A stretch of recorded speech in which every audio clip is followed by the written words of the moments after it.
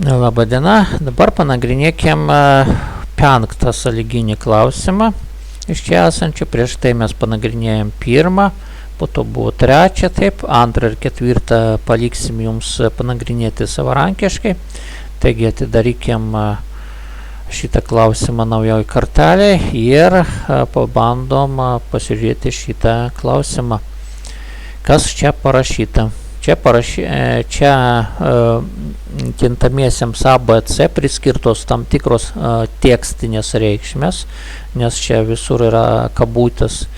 Nežiūrint į tai, kad čia skaičiai, iš tikrųjų čia kiekvienas kintamasis asocijuojasi su tam tikra tekstinė reikšmė. Dabar eina if sakinys ir mes galim jį pasižiūrėti.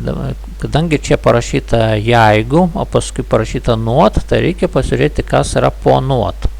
O paskui apsispręsim, kokia čia teisingumo reikšmė.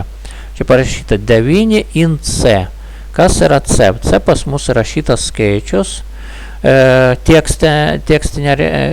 užrašytas kaip tekstinė reikšmė. Ir čia patikrinimas, ar devintukas įeina į šitą kintamąjo reikšmę C. Ne, čia nėra devintuko. Tai reiškia 9 in C.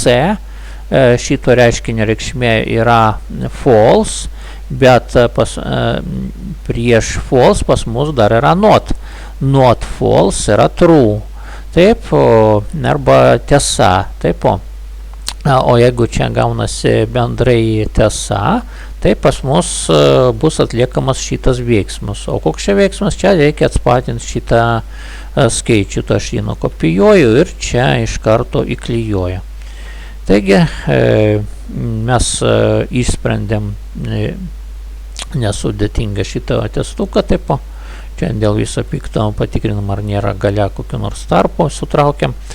Ir bandom pateikti mūsų klausimą, tiksliau atsakymą į klausimą. Taigi, matom, kad mes teisingai išsprendėm šitą klausimą. Ir čia buvo paskutinis filmukas, kuriame mes nagrinėjam sąlyginius sakinius.